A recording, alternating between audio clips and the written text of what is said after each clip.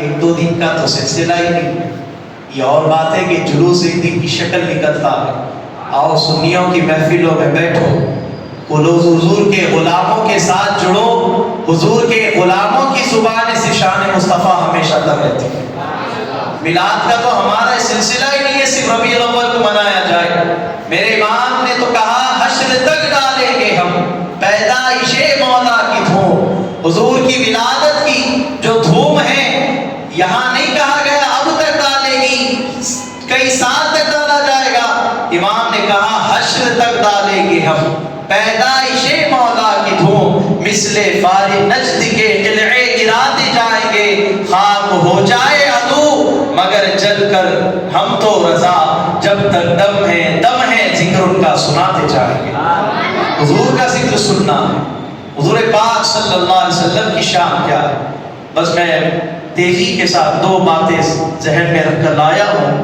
پہلے شان مصطفیٰ، پھر آخر میں حضور کی ولادت کا مقصد کیا ہے، اللہ نے نبی پاک صلی اللہ علیہ وسلم کو کیوں پیدا فرمایا، اس کی طرف ہم توجہ دیتے ہیں. اب آئے تھوڑا حضور کے حسن کی بات کر لیں. آج لوگ بات کرتے ہیں حضور ایسے ہے ویسے ہے، ہم آپ کو اس کی طرف توجہ نہیں دینا ہے. خدا نے بیان کر دیا حضور کیسے ہے، کافی ہے. رب کی لفظ صداقت کافی ہے.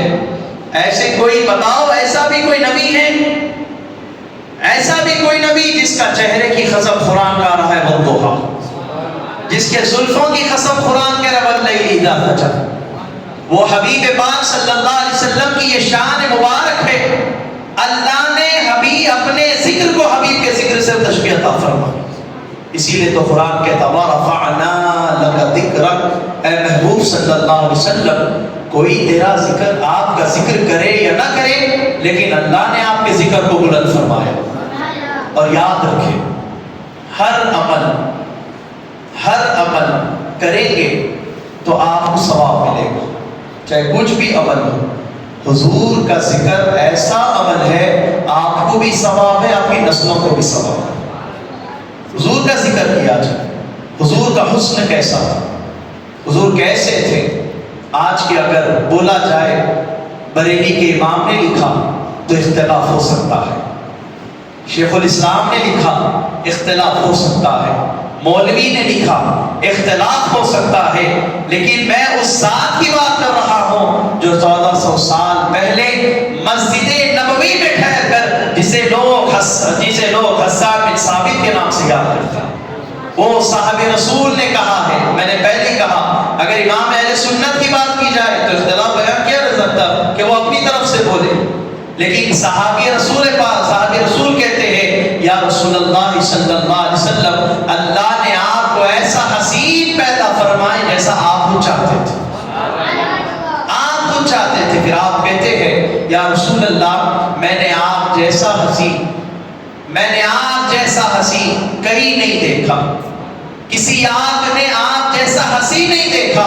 پھر آگے فرماتے دیکھتا بھی کیسے جب کسی ماں نے پیدا ہی نہیں فرمایا آپ جیسی. لیے تو کسی عاشق نے دوسرے لفظوں میں کہا مصطفیٰ آپ کے جیسا کوئی آیا ہی نہیں، آتا بھی کیسے جب اللہ نے بنایا ہی نہیں.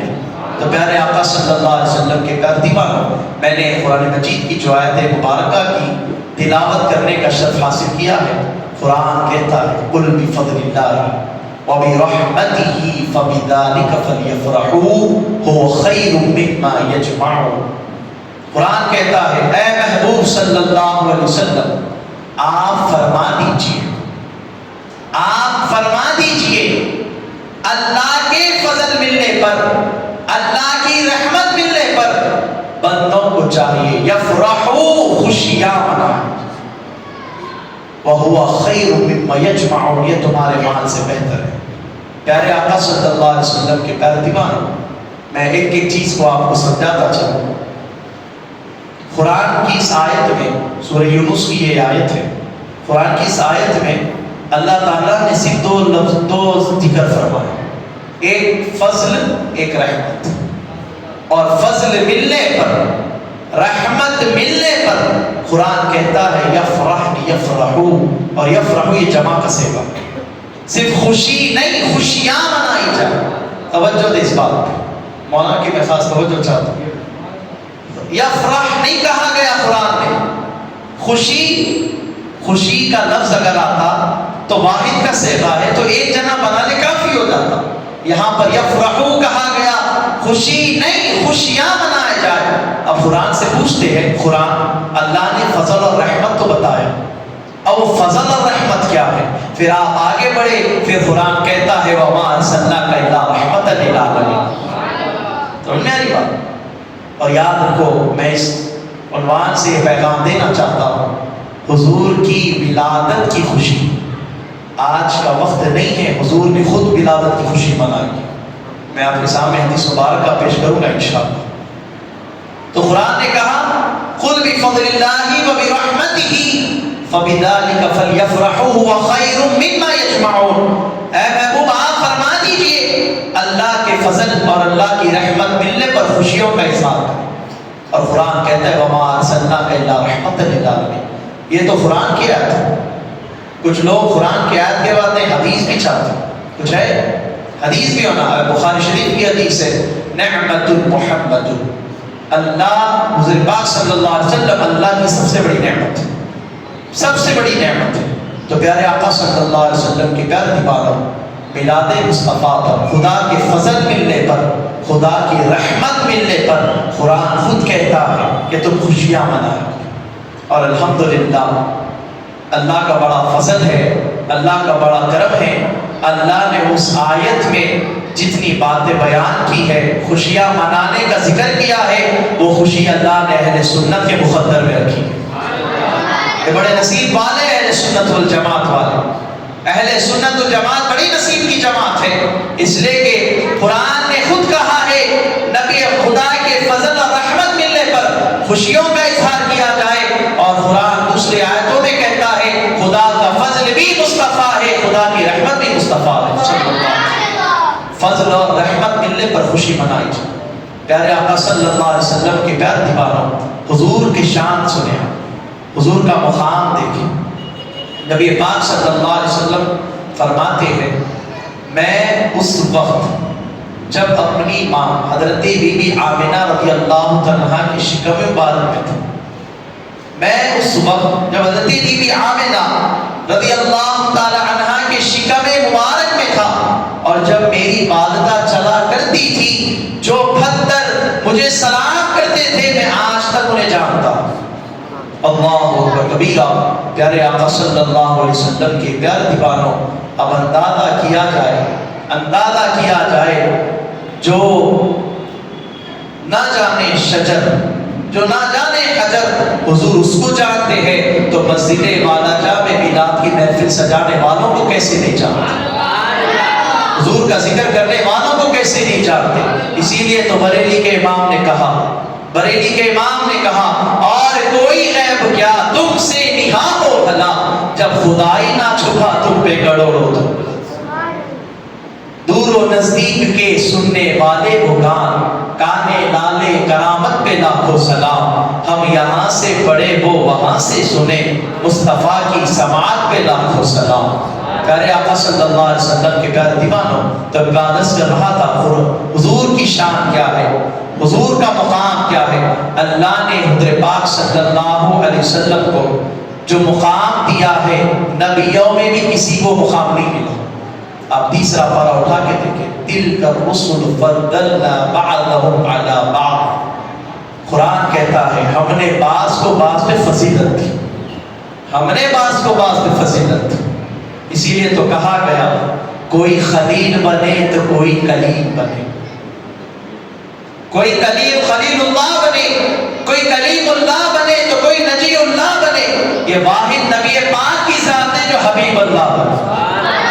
یہ واحد حضور کی خصوصیت ہے، اور یہ واحد حضور کی خصوصیت ہے آقا دو جہاں صلی اللہ علیہ وسلم. کیونکہ میں ابھی عنوان کی طرف نہیں آیا، آنے کے لیے آنے والا ہوں. میں آپ کو بس ابھی بیان میں نے شروع نہیں کیا، میں تمہید بیان کر رہا ہوں. نبی پاک صلی اللہ علیہ وسلم کی اللہ نے یہ شان رکھی ہے، یہ خصوصیت رکھی ہے. آپ ذرا اندازہ کریں عرش پر ہر نبی ہے، واپس کوئی نہیں. عرش پر ہر نبی ہے، واپس کوئی نہیں. اگر یہ کہا جائے کہ بھئی اگر حضور پاک صلی اللہ علیہ وسلم سب انبیاء کی ہم تعظیم کرتے، اس پہ کوئی انکار نہیں، ورنہ کفر ہے. سارے انبیاء اپنی جگہ تعظیم ادب ہے، سب انبیاء کے ہم تعظیم بجا لاتے ہیں. لیکن میں بات عرض کر رہا ہوں 1400 سال کے بعد نبی پاک صلی اللہ علیہ وسلم پہ جو اعتراضات اٹھتے ہیں، جو انگلیاں اٹھتی ہیں، اللہ نے ان اعتراضات کے جوابات میں بتا دیا تم اپنی کتابوں میں اپنے جیسا لکھتے ہو، میں حبیب کو عرش پہ بلا کے فرش پہ بھیج کے بتا دوں نہ میرا حبیب کسی نبی جیسا نہیں ہو سکتا. تم اپنے جیسا کہتے ہو، میرے حبیب کو میں عرش پہ بھی بلایا. اسی لیے تو کسی نے کہا جانے میں کمال نہیں آنے میں کمال ہے. جانا کمال نہیں ہے، آنے میں کمال ہے. تو پیارے آقا علیہ السلام کے پیار دیوانوں، اب قرآن کی حضور کے ذکر کی بات کی جائے. حضور کا ذکر کس نے بلند کیا؟ وَرَفَعْنَا لَكَ ذِكْرَكَ، اے محبوب صلی اللہ علیہ وسلم ہم نے آپ کی خاطر آپ کے ذکر کو بلند کیا. اب یہاں پر میں ایک بات آپ کو سمجھانا چاہتا ہوں، کبھی بھی آپ پریشان نہیں ہونا. کوئی بھی حضور کی شان میں فلاں فلاں کہہ رہے، آپ پریشان نہیں ہونا. کیوں؟ اس کی وجہ سے قرآن کب تک ہے؟ تا قیامت. قرآن کی آیت کب تک ہے؟ تا قیامت. خدا کا کرم کب تک ہے؟ تا قیامت. اب اس آیت کے ذریعے میں آپ کو سمجھانا چاہ رہا ہوں، اللہ کرے آپ کو بھی کچھ سمجھ میں آ جائے اور ہمارے عقیدے مضبوط ہو جائے. وَرَفَعْنَا لَكَ ذِكْرَكَ، اے محبوب صلی اللہ علیہ وسلم ہم نے آپ کی خاطر آپ کے ذکر کو بلند فرمایا ہے. میں اس آیت سے آپ کو سمجھانا چاہتا ہوں، ذکر کرنے والا اس وقت تک ذکر کرتا ہے جب تک جس کا ذکر کیا جا رہا وہ موجود ہو. وہ گہرے کی بات سمجھا رہا ہوں، اللہ کے رسول میں ذکر کرنے والا اس وقت تک ذکر کرتا ہے جس کا ذکر کیا جا رہا اس کا موجود ہونا لازم ہے. سننے والی بات، اس کا موجود ہونا ضروری ہے. اور جس کا ذکر کیا جا رہا تو ذکر کرنے والے کا بھی موجود ہونا ضروری ہے، جبھی تو ذکر آگے بڑھتا. ذکر کی خصوصیت ہے، میں آپ کی تعریف اس وقت تک کروں گا جب تک آپ باحیات رہیں گے، اس کے بعد بھی کروں گا لیکن اتنی زیادتی کے ساتھ نہیں، کیونکہ آپ کا میرا تعلق ہے. تو پتہ کیا چلا، اللہ تبارک و تعالیٰ نے بلا تشبیہ آیت مبارکہ میں یہ بات واضح طور پہ کر رہا ہے، وَرَفَعْنَا لَكَ ذِكْرَكَ، اے محبوب صلی اللہ علیہ وسلم ہم نے آپ کے ذکر کو بلند فرمایا. مولا یہ معاملہ سمجھ میں نہیں آیا، کیا وجہ ہے؟ تو آقا میرا ایمان کہتا ہے، بلا تشبیہ یہ بات بتائی گئی ہوگی کہ 1400 سال کے بعد کچھ پیدا ہوں گے جو نبی کو مردہ کہنے والے ہوں گے، جو نبی پاک صلی اللہ علیہ وسلم پر حضور نہیں جانتے یہ اعتراضات کہنے والے ہوں گے. اللہ تعالیٰ نے وَرَفَعْنَا لَكَ ذِكْرَكَ کی آیت کو نازل فرما کے بتا دیا، حبیب جب تک میں رہوں گا اور تیرا ذکر میں کرتا رہوں گا. اور پتہ کیا چلا، ذکر کرنے والا جب تک خدا قائم ہے، جس کا ذکر کیا جا رہا وہ مصطفیٰ بھی قائم ہے. ظاہری بات ہے، ظاہری بات ہے. اگر آپ یہ دیکھا جائے، خدا جس کا ذکر، اسی لیے تو میرے امام نے کہا خدا کی رضا چاہتے ہیں دو عالم. خدا کی رضا چاہتے ہیں دو عالم، خدا چاہتا ہے رضائے محمد. خدا چاہتا بھی آپ راضی ہو جائیں. تو پیارے آقا صلی اللہ علیہ وسلم کے پیار دیوانوں، اللہ نے ہمیں ایسے ویسے نبی کی امت میں پیدا نہیں فرمایا، امام الانبیاء کی امت میں پیدا فرمایا. ہم کتنے شکر کے سجدے بجا بھی لائے تو ہماری کم ہے. بلکہ بعض انبیاء اکرام کی زندگیوں میں یہ بات نقل آتی ہے. قصص الانبیاء ایک کتاب ہے، اس میں بعض انبیاء کے متعلق آتا ہے کہ نبیوں نے دعا مانگی، اے اللہ ہمیں نبی نہ بناتا، مصطفیٰ جان رحمت کی امت میں پیدا فرما. بس انبیاء نے یہ بات لکھی ہے. کہیے پیارے آقا علیہ السلام کے پیار دیوانوں، حضور سے محبت کریں، حضور سے عشق کریں. اب ایک آخری بات کہتے اپنے عنوان کی طرف آ رہا ہوں. حضور سے محبت تو کریں گے حضور سے، لیکن ہمارے لیے کیا صلہ ہے؟ اس کا صلہ ہمارے لیے کیا ہے؟ اب ذرا سنیں، قرآن کہتا ہے قُلْ إِن كُنتُمْ تُحِبُّونَ اللَّهَ فَاتَّبِعُونِي، يحببكم الله ويغفر لكم ذنوبكم والله غفور رحیم۔ بس میں اس آیت کے بارے میں آپ کو بتا رہا ہوں، حضور پاک صلی اللہ علیہ وسلم سے محبت کرنا، اور محبت یہ بات نہیں ہوتی میں آپ، یہ کون سی بات ہے، میں عارف بھائی میں محبت کرتا ہوں، میں عارف بھائی اللہ سلامت رکھے، میں عارف بھائی سے محبت کیا اور عارف بھائی پہ عیب نکال رہی ہے، محبت نہیں ہو سکتی۔ محبت عیب نکالنے والی محبت نہیں ہو سکتی۔ محبت کی تعریف ہی یہ ہے کہ عیب نہ نکالا جائے، عیب نہ نکالا جائے، اور آقا تو جہاں صلی اللہ علیہ وسلم کو اللہ نے بے عیب پیدا فرمایا، بلکہ حضور کے غلام عیبوں سے پاک ہوتے ہیں، ان کی غلامی کی نسبت سے۔ تو پیارے آقا علیہ السلام کے پیارے دیوانوں، بل آپ کو بتانا چاہ رہا ہوں کہ حضور پاک صلی اللہ علیہ وسلم کی محبت کیا صلہ دیتی ہے، حضور کی محبت کا اللہ نے کیا صلہ رکھا ہے۔ اب ایک بات بولے، ہر کوئی چاہتا کہ میں خدا کا محبوب بنوں، ہر کوئی چاہتا کہ میں خدا کے قریب ہو جاؤں، اللہ کی معیت مجھے حاصل ہو جائے، اللہ کی معرفت مجھے حاصل ہو جائے، اللہ کے میں قریب ہو جاؤں۔ آج اس جلسے کے ذریعے، اس محفل کے ذریعے میری بات یاد رکھے، اگر آپ خدا کے قریب ہونا چاہتے، خدا چاہتا ہے کہ آپ حضور کے قریب ہو جائیں، حبیب پاک صلی اللہ علیہ وسلم کے قریب ہو جائے۔ کیوں؟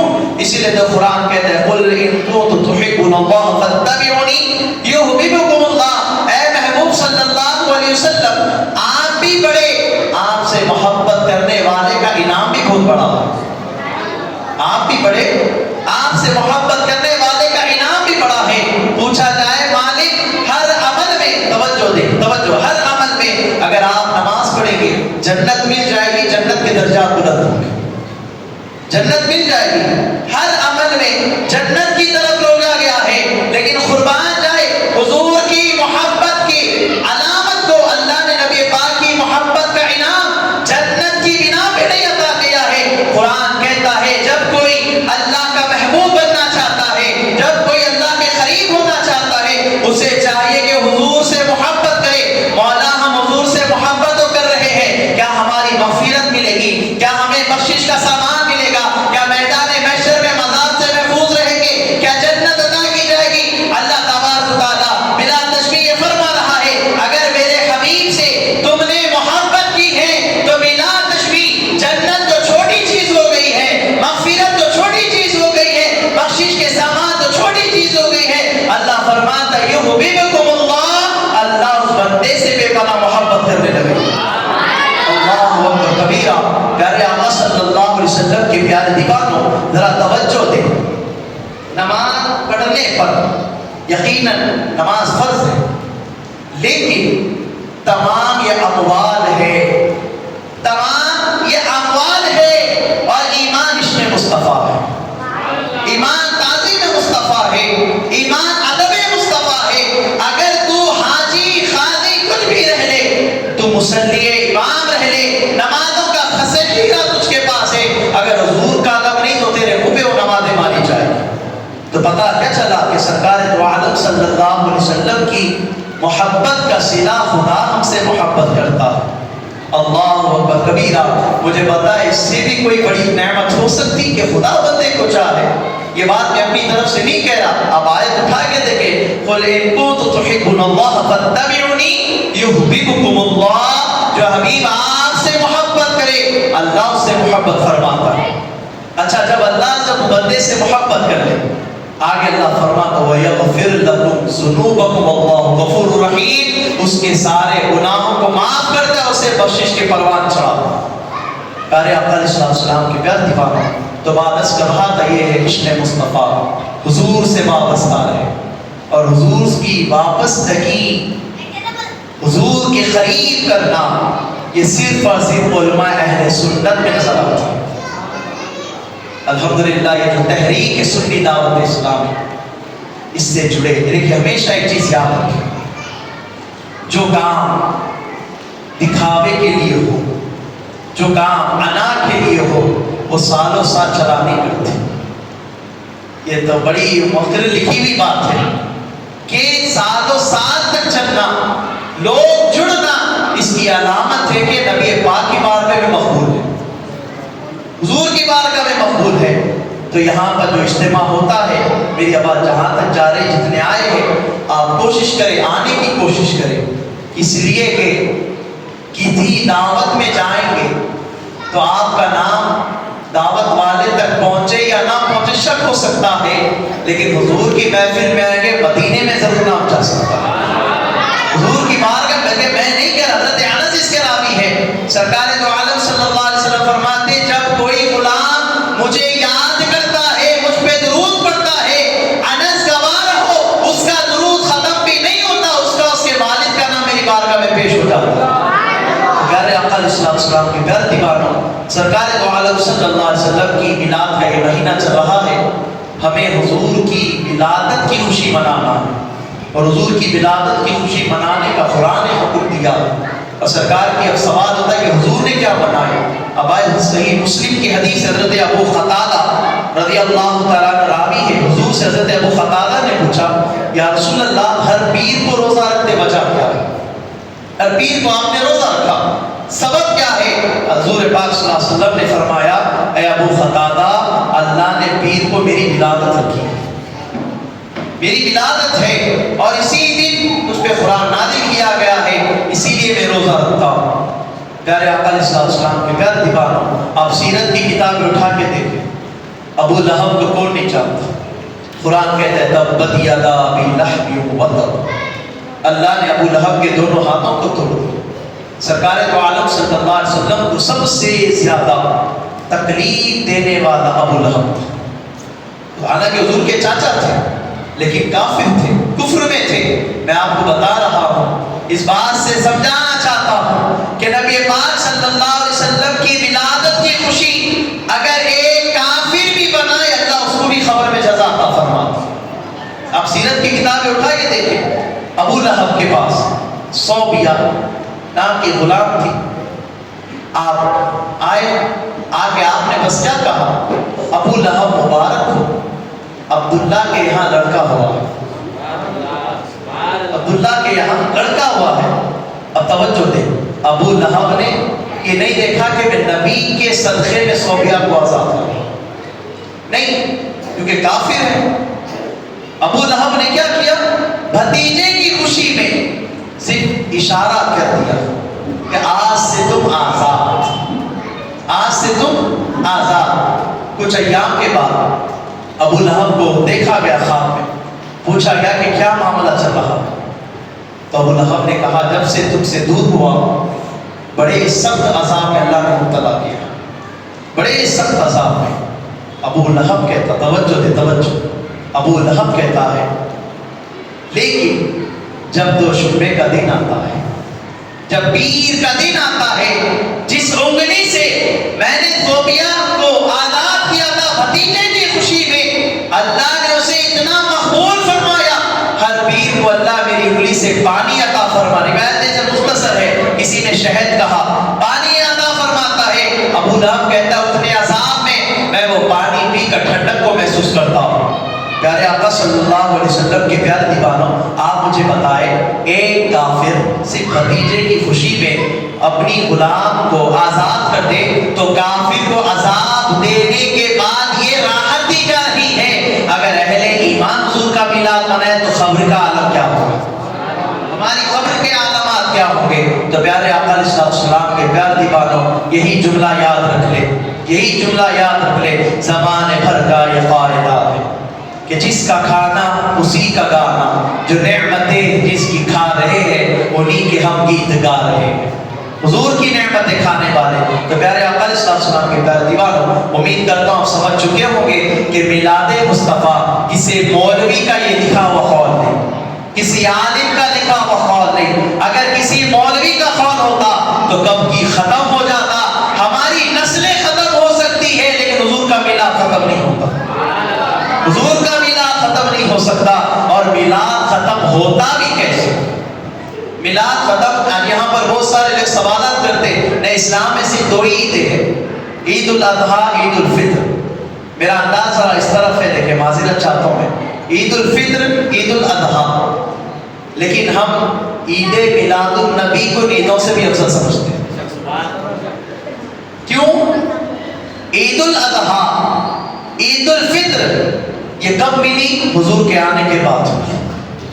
حضور کے آنے کے بعد ملی. اسی لیے تو امام نے کہا نا، حاجی اور شہنشاہ کا روزہ دیکھو، کعبہ تو دیکھ چکے اب کعبے کا کعبہ ہے. حبیب پاک صلی اللہ علیہ وسلم کے در کو میرے امام اہل سنت نے اس طرح جوڑا ہے، تم کعبے کو دیکھ کے رش کرتے ہو، حبیب کا در وہ ہے جو کعبہ دیکھ کر اپنے آپ پر رش کرتا ہے.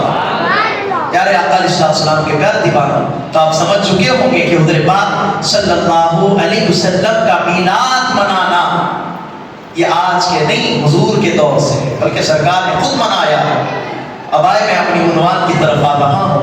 حضور پاک صلی اللہ علیہ وسلم کی ولادت کا مقصد کیا ہے؟ پیارے آقا علیہ السلام کے پیارے دیوانوں، ہمیشہ یاد رکھیں، اللہ تبارک و تعالیٰ نے ہر نبی کو بھیجا ہے صرف بندوں کی ہدایت کے لیے. انبیاء کا جو آنا ہے ان کا مقصد کیا ہے؟ کہ لوگوں کو اللہ کے قریب کیا جائے، جو گندگیاں ان کے اندر ہے اس کو دور کیا جائے.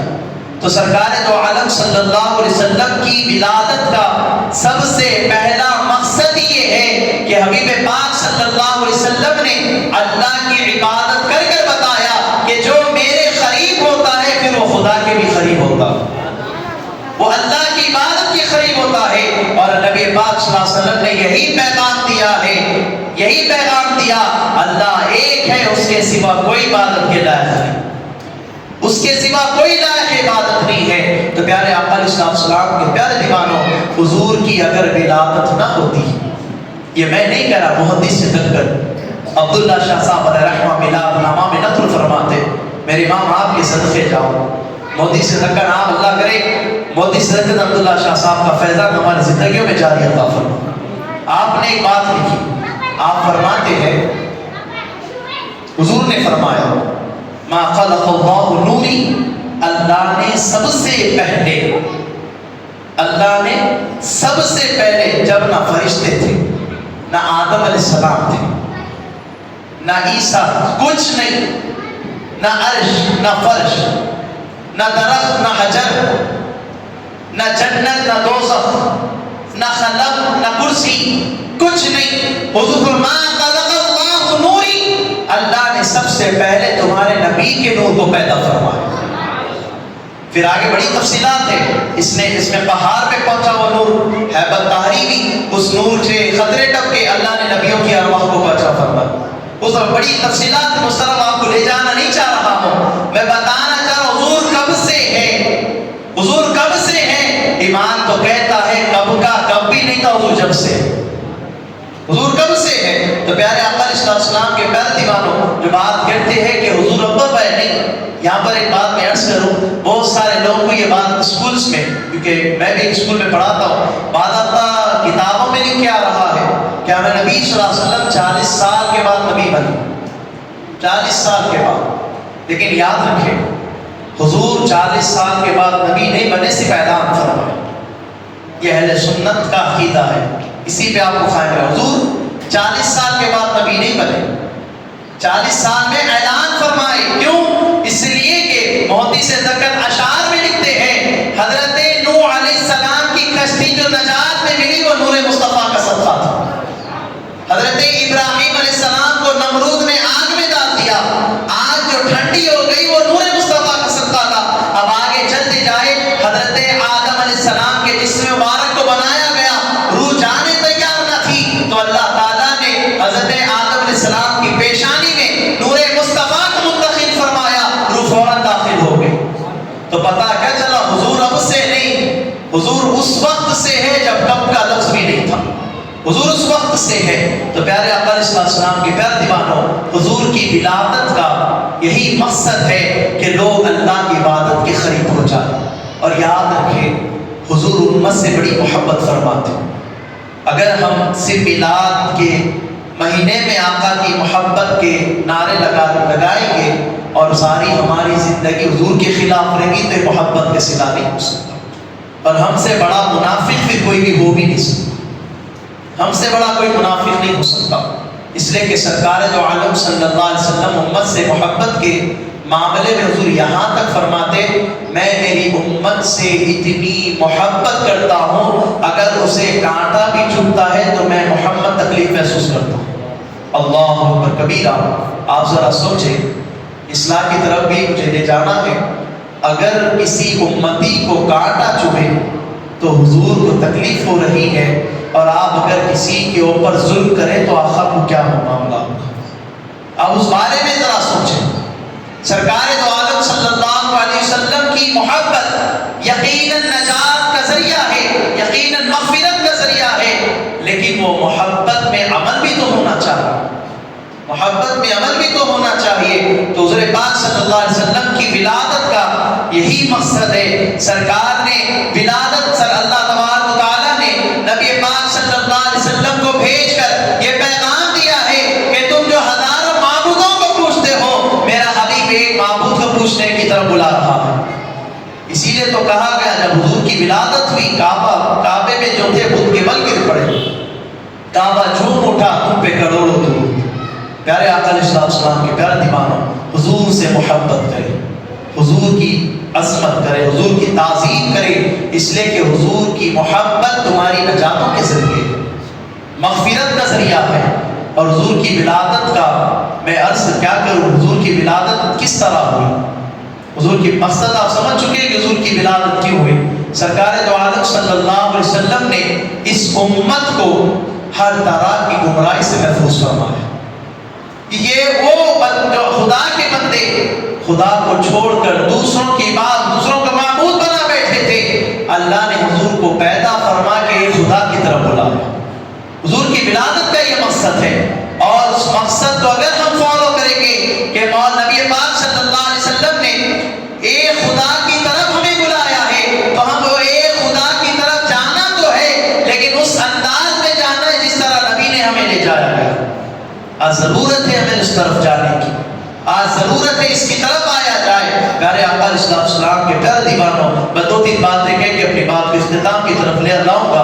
جو بات سوال ہوتا ہے کہ حضور صلی اللہ علیہ وسلم اگر پہلے تھے تو آخر میں کیوں آئے، ایک سوال پیدا ہوتا ہے، اس لیے کہ اسکول کے اسٹوڈنٹس بھی ہمارے سے کافی کرتے ہیں، کیونکہ کتابوں میں بعض کا لکھا آ رہا ہے حضور 40 سال کے بعد نبی بنے۔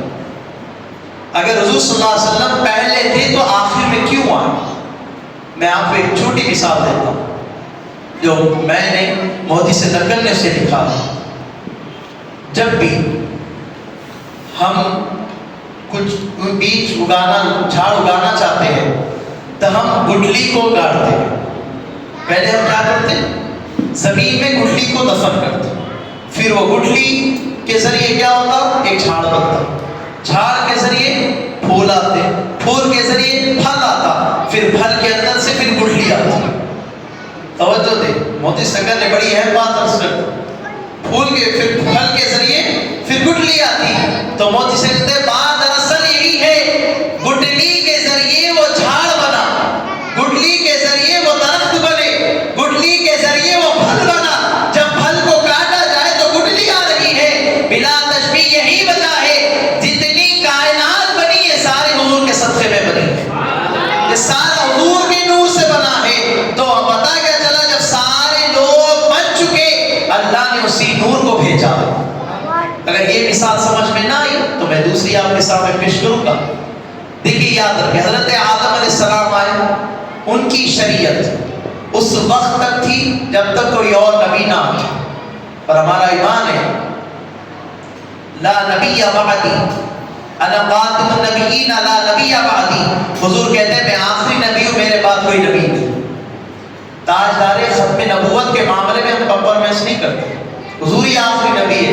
اس لیے مجھے حضرت کاشف پاشا صاحب قبلہ کا ایک جملہ یاد آتا ہے، آپ اکثر اس تاجدار ختم نبوت میں ایک جملہ فرماتے کہ آخری میں ہی نبی ہوں۔ آپ فرماتے کہ حضور پاک صلی اللہ علیہ وسلم نے کہا میں ہی آخری نبی ہوں، آپ کہتے کہ ہمیں حضور کے بعد کسی اور نبی کی حاجت ہی نہیں۔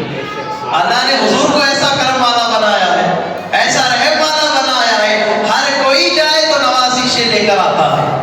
تو میں آپ کو بتا رہا ہوں کہ ایک نبی کی شریعت حضور کو آخر میں کیوں بھیجا گیا، اس کی میں وجہ آپ کو سمجھانا چاہتا ہوں۔ علماء کی الگ بات ہے، میں تو طالب علم ہوں. نبیوں کو، نبی پاک صلی اللہ علیہ وسلم کو اللہ نے آخر میں کیوں بھیجا؟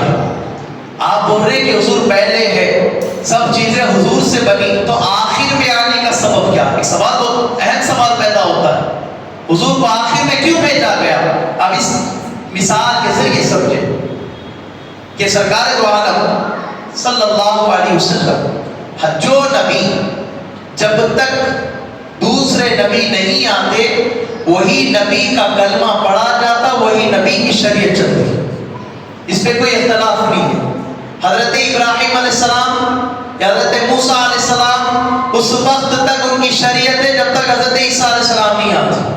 عیسیٰ علیہ السلام کی شریعت جب تک حضرت اسماعیل علیہ السلام نہیں آتے. اسماعیل علیہ السلام کی شریعت جب تک حضرت ابراہیم خلیل اللہ علیہ السلام نہیں آتے.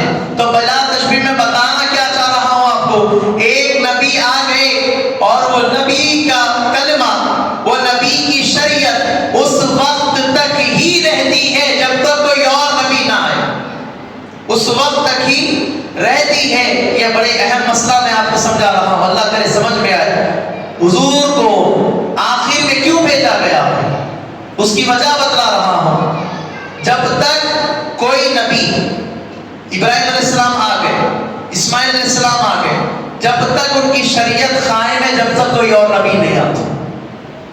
سمجھے آپ؟ تو پتہ کیا چلا، اس نبی کی شریعت، اس نبی کا قانون، اس نبی کا کلمہ اس وقت تک رہے گا جب تک کوئی اور نبی نہ آئے. اور اللہ چاہتا ہے حبیب تمہیں آخر میں بھیج کر یہ میں واضح کر رہا ہوں، ہر نبی آئے تو ان کی شریعت مخصوص عرصے تک رہے، ان کا کلمہ مخصوص عرصے تک رہے. حبیب تیری شریعت اور آپ کا کلمہ تا قیامت تک رہے. حضور کو آخر میں بھیجنے کا سب سے بڑی وجہ یہ ہے کہ حبیب کے بعد کوئی اور نبی نہیں بھیجنے کی یہ بھی وجہ ہو سکتی ہے کہ اگر کوئی اور نبی آتے تو حضور کا کلمہ نہیں پڑھا جاتا، کسی اور کا پڑھا جاتا تھا. لیکن اللہ نے حضور کو آخر میں بھیج کر بتا دیا کہ میرے حبیب اگر قیامت تک اگر کوئی مجھے خدا بولے تو تیرے وسیلے سے بولا کرے، کوئی مجھے ایک مانے تو آپ کے ذریعے مانا کرے. تو پیارے آقا علیہ السلام کے پیارے دیوانوں، بلا تشبیہ میں یہی بات عرض کر رہا ہوں، حضور پاک صلی اللہ علیہ وسلم یہ چھوٹے چھوٹے سوالات کر کے ہمارے اہل سنت الجماعت کے عقیدوں کو بگاڑا جا رہا ہے. آپ سوچیں، اسکول کے اسٹوڈنٹ نے ہمارے سے سوال کیا تھا کہ مصعب حضور پہلے ہے تو آخر میں کئی ہوا. اب ظاہری بات ہے اسے علم کا تھا، لیکن الحمدللہ بزرگوں کی صحبت میں رہنا، علماء اکرام کی صحبت اختیار کرنا، اللہ ان کے توسل سے جوابات بھی عطا فرماتا ہے. تو پیارے آقا علیہ السلام کے پیارے دیوانوں، بلا تشبیہ میں آپ کو یہی بتا رہا ہوں، حضور سے محبت کریں، حضور سے عشق کریں. اور میں بس مختصر تشبیہ کے ذریعے آپ کو بتا رہا ہوں کہ حضور کیا ہے اور خدا کیا ہے. آپ توجہ ہے، آپ کی بازو میں درود پاک پڑھے، اللہم صلی علی سیدنا مولانا محمد وعلی آل سیدنا مولانا محمد وبارک وسلم. بس میں آپ کو آخری لفظوں میں بتا رہا ہوں کہ حضور کیا ہے، خدا کیا ہے. بس یہ لفظ میں اپنی بات کو اختتام کر رہا ہوں. محمد رسول اللہ کیا ہے، حضور کی شان کیا ہے، خدا کی شان کیا ہے. پیارے آقا علیہ السلام کے پیارے دیوانوں، سارے نبی، آپ کی توجہ ہے میرے پاس، میں چاہتا ہوں عاطف صاحب کی اس پہ خاص توجہ. سارے نبی جس کا کلمہ پڑھے، سارے نبی اپنی امت کو اپنا کلمہ پڑھائے، اور سارے نبی جس کا کلمہ پڑھے اسے محمد رسول اللہ کہتے. شجر جس کے پاس سجدے کر لیتے آئے اسے محمد رسول اللہ کہتے. چاند اشاروں پہ ٹکڑے ہو جائے اسے محمد رسول اللہ کہتے. سورج نکل کر واپس آئے اسے محمد رسول اللہ کہتے. ابو بکر کو صداقت کا تاج ملتا ہے اسے محمد رسول اللہ کہتے. فاروق اعظم کو عظمت والا بنایا جاتا ہے جس در سے اسے محمد رسول اللہ کہتے. عثمان غنی کو سخاوت نصیب کی جاتی ہے اسے محمد رسول اللہ کہتے. مولا کائنات کو شجاعت نصیب کی جاتی ہے اسے محمد رسول اللہ کہتے. جن کے نواسے نوجوانان جنت کے سردار بنتے ہیں اسے محمد رسول اللہ کہتے. جن کی بیٹی تمام جنتی عورتوں کی سردار بنتی ہے اسے محمد رسول اللہ کہتے. قرآن جن کے چہرے کا ذکر والضحیٰ کہہ کے کھا رہا ہے اسے محمد رسول اللہ کہتے. قرآن جن کی زلفوں کا ذکر واللیل کہہ کے کھا رہا ہے اسے محمد رسول اللہ کہتے. قرآن جن کے قدموں کا ذکر لا اقسم بہذا البلد کہہ کے بیان کر رہا ہے اسے محمد رسول اللہ کہتے. جی قرآن جس کا ذکر ورفعنا لک ذکرک کہہ کے بلند کر رہا ہے اسے محمد رسول اللہ کہتے. پیارے آقا علیہ السلام کے پیارے دیوانوں، جب ساری دنیا ساری کائنات نے جب دیکھا، ساری کائنات نے جب دیکھا کہ اتنا بڑا ہے یہ، اتنا بڑا ہے یہ، اتنا افضل ہے یہ، تو اسے کہے تو کیا کہے؟ کیا خدا کہے؟ کیونکہ اتنی ساری خصوصیتیں حضور کے پاس موجود. کنکر کو زبان نہیں، لیکن حضور فرمائے تو ابو جہل کے ہاتھ میں کنکر کلمہ پڑھتے ہوئے نظر آتے. تو حضور کو کہے تو کیا کہے؟ حضرت بلال نے اذان دی، اللہ اکبر اللہ اکبر، اشہد ان لا الہ الا اللہ، اشہد ان محمد رسول اللہ، حی علی الصلاۃ حی علی الفلاح، اللہ اکبر لا الہ الا اللہ. جس کو ہم آخری لفظ توجہ دیں، جس کو ہم سب سے بڑا سمجھ رہے تھے اب وہ سجدے میں جا چکے، جس سجدے میں جا چکے. اور حضور نے کہا سبحان ربی الاعلی، پاک ہے میرا رب. بلا تشبیہ بات بتانا چاہ رہا ہوں، جو ساری کائنات اتنے بڑا محمد رسول اللہ ہے تو ان سے بڑے اللہ جسے بڑے ہیں اسے خدا کہتے ہیں. تو پیارے آقا علیہ السلام کے پیارے دیوانوں، حضور سے محبت کریں، عشق رسول کے جام میں جائے. اور جشن میلاد النبی صلی اللہ علیہ وسلم کی آمد ہونے والی ہے، آپ اپنے گھروں میں درود پاک کے 10 چلیں گے انشاءاللہ. آپ کثرت کریں درود پاک کی. اللہ کی بارگاہ میں دعا ہے اللہ تعالیٰ سب سے پہلے مجھے اور آپ تمام کے باتوں پر عمل کی توفیق عطا فرما. اللہ تعالیٰ اس محفل کو ہماری نجات اور مغفرت کا ذریعہ بنا. وما علینا الا البلاغ. السلام علیکم ورحمۃ اللہ.